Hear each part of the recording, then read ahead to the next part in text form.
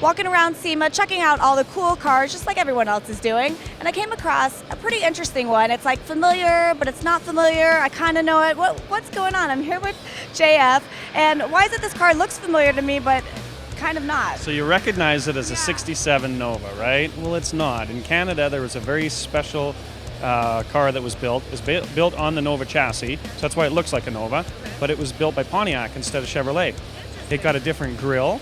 It got more of that Pontiac flavor. So it's got GTO style marker lights, it's got a different back, different tail lights, a little bit different front end treatment, and that's what makes it an Acadian instead. Well, that's kind of cool because it's unique at least, right? Well, that's what we like to do, right? Yeah, so speaking of being unique, you've obviously pretty much upgraded everything on this vehicle. First off, let's talk about the paint job. Yeah, we cut them up pretty bad. The paint job, based on the actual body, and they're very square cars. Everybody looks at them as being square. What we did is we pulled out the fenders, we pulled out the quarter panels, and gave it that curve. You know, that appealing curve that everybody's always after? So we made the car quite curvy. We took the bumpers, made them very thin.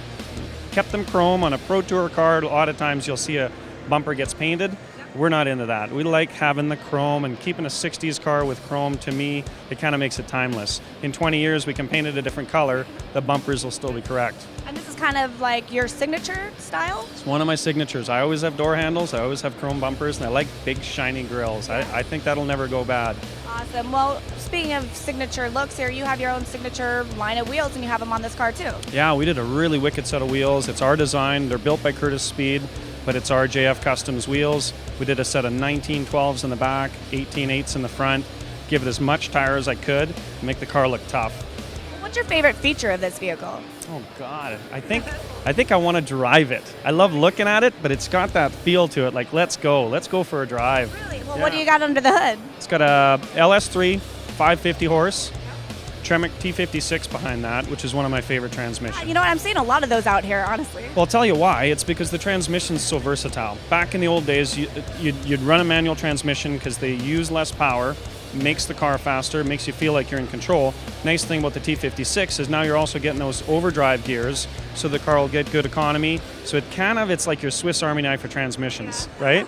Exactly. Well, speaking of that, are we going to be able to see this car anywhere else other than SEMA? I mean, you like to drive it. It sounds like you want to do something with it. Are you taking it anywhere? You'll see us in the autocrosses at the Good Guys events. You're going to see us all over the place in the country. We love showing our cars, but we love abusing them and using them. Oh. The customer that we built this car for, he was a year and a half into the last car, and we had to change all 4 tires because he flat wore them out. So you're going to see this car with rubber burning, shifting gears, doing all sorts of cool stuff this year. Well, you know what? I'm glad to hear that. Someone that built a car and they're actually going to take it out there and tear it up.